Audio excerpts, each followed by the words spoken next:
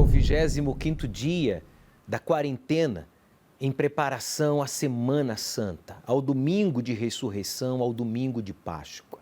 São 40 mandamentos do Senhor Jesus. E o 25º está no Evangelho de Lucas, capítulo 12, versículo 1 ao 3, quando diz: ajuntando-se, entretanto, muitos milhares de pessoas, de sorte que se atropelavam uns aos outros, começou a dizer aos seus discípulos: acautelai-vos primeiramente do fermento dos fariseus, que é a hipocrisia.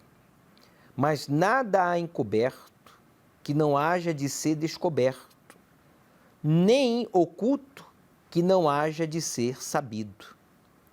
Porquanto tudo que em trevas dissestes, à luz será ouvido, e o que falastes ao ouvido no gabinete, sobre os telhados, será apregoado. O Senhor Jesus, nesse 25º mandamento, ele usa a palavra acautelai-vos, ou tenham cuidado, atenção.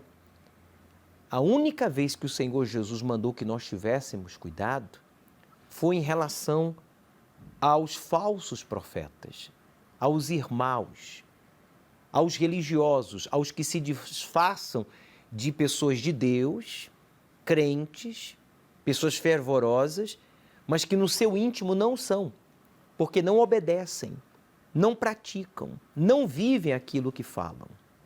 O Senhor Jesus deixou claro que nós só podemos pregar aquilo que vivemos. Infelizmente, não são poucos os falsos profetas, não são poucas as pessoas que se intitulam de Deus e até religiosas, mas de Deus a única coisa que tem é a Bíblia Sagrada, porque fora isso não tem absolutamente nada de Deus. Não tem um caráter, não tem uma vida exemplar, não tem uma fé inabalável, não tem um testemunho, nem de caráter, nem de vida e nem de fé. Então o Senhor Jesus aos seus discípulos, ele disse: acautelai-vos. Ele dirigiu esse mandamento aos seus discípulos. Tenham cuidado, primeiramente, primeira coisa, do fermento dos fariseus, que eram os religiosos da época, que é a hipocrisia. Em outras palavras, você e eu que conhecemos a palavra de Deus, você e eu que nos intitulamos discípulos do Senhor Jesus, podemos ser hipócritas. Quer dizer, podemos falar algo e não viver, podemos tentar demonstrar algo que não somos. E Jesus disse: cuidado, cuidado com o fermento dos fariseus, cuidado com o espírito, o costume dos religiosos, que é falar, ensinar e não viver e não praticar.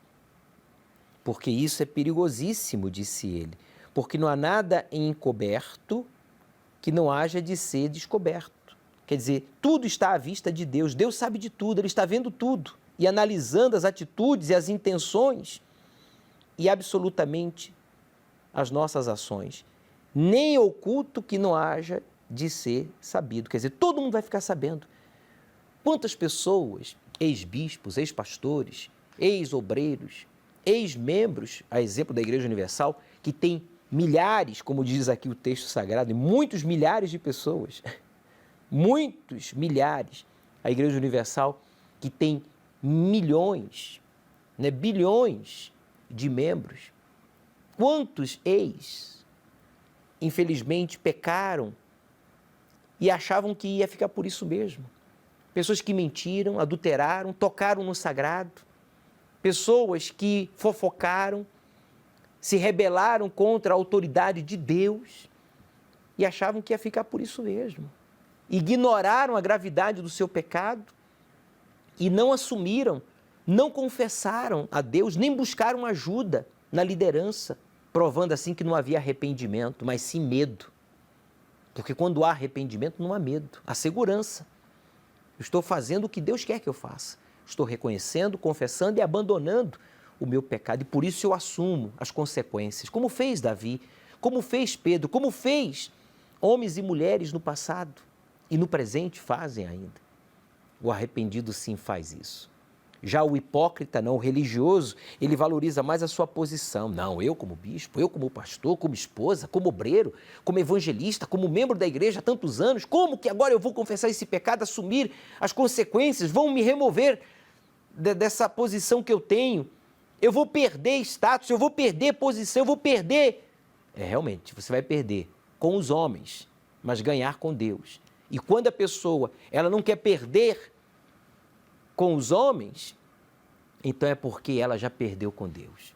Quando você quer continuar aparentando algo para os homens, é porque você já desapareceu para Deus. Quando você quer ser visto, reconhecido, aplaudido pela liderança, pelos demais familiares, conhecidos, então é porque você está desconsiderando o Todo-Poderoso que conhece o nosso íntimo e sabe das intenções. Por isso disse Jesus, olha, aquilo que vocês falaram em trevas, está aqui, ó, porquanto tudo que em trevas dissestes, quer dizer, falou, a luz será ouvida. Todo mundo vai ouvir. Quer dizer, a fofoca, né? A mentira. Ah, não é bem assim. Ah, isso não é para mim. Ah, eu não gostei. E o que falaste ao ouvido, no gabinete, quer dizer, com alguém, às escondidas, você falou no pé do ouvido de alguém, alguma coisa, sobre os telhados será pregoado. Quer dizer, todo mundo vai ficar sabendo. Sua vergonha será pública.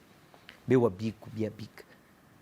O 25º mandamento é: acautelai-vos primeiramente do fermento dos fariseus, que é a hipocrisia. Quer dizer, cuidado com a hipocrisia. Viva a sua fé. Não permita que nada manche a sua consciência, que nada tire a sua paz.